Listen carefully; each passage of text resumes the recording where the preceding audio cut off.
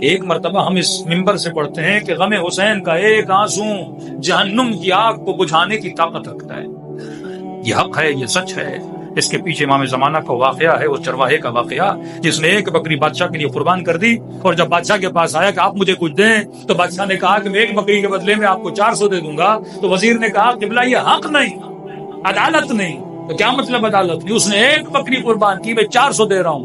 کہ نہیں، عدالت یہ ہے کیونکہ اس کے پاس جو کچھ تھا وہ اس نے دیا. اس کے پاس ایک بکری تھی. دیکھیے معمار سے ایک بندہ نکلے، اس کی جیب میں 1000 ہے. غریب نے کہا کچھ مدد کریے. اس نے 1000 کا 1000 دے دیا. دوسرا ساتھ میں کوئی مالدار آدمی تھا، اس کی جیب میں تھے 50,000. اس نے مثلا 20,000 دیے. اللہ کے دربار میں کس کا مقام بلند ہے، 1000 والے کا یا 20,000؟ کیوں؟ مال میں 20 زیادہ ہیں، لیکن سوال یہ ہے اس غریب کے پاس جو کچھ تھا اس نے دیا. اس کے پاس 50 تھے، اس نے 20 دیے، 30 بچائے، اس نے کچھ نہ بچایا. یہاں امام زمانہ نے کہا مکتب کے عالم، جب تم نے یہ سوچا کہ ایک آنسو جہنم کی آگ کو کیسے بجھا سکتا ہے، تو کہا کہ میرے جد حسین کے پاس جو کچھ تھا وہ اللہ کی راہ میں دیا. اب اگر عدالت کا تقاضا ہو تو خدا کے پاس جو کچھ ہے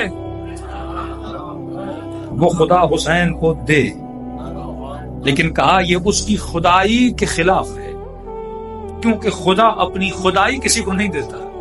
کہ خدا خدائی دے تو پھر خدا نہیں. تو کہا اب خدا جو کچھ حسین کے لیے کر سکے گا وہ کرے گا. تب اس کی مرضی، وہ ایک آنسو کے بدلے میں جہنم کی آگ کو بجھانا چاہے تو بجھا سکتا ہے.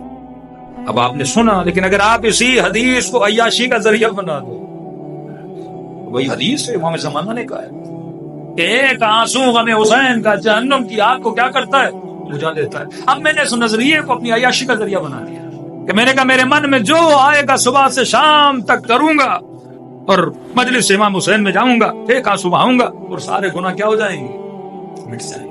ایک طرف احادیث کی بھرمار ہے کہ گناہ ریت کے ذروں سے زیادہ ہوں، آسمان کے ستاروں سے زیادہ ہوں، سمندر میں رہتی ہوئی مخلوق سے زیادہ ہوں، کتنے بھی گناہ ہوں. خدا کہتا ہے بندہ گنہگار، ایک آنسو توبہ کا بہا، میں سارے گناہ کیا کر دوں گا، معاف کر دوں گا.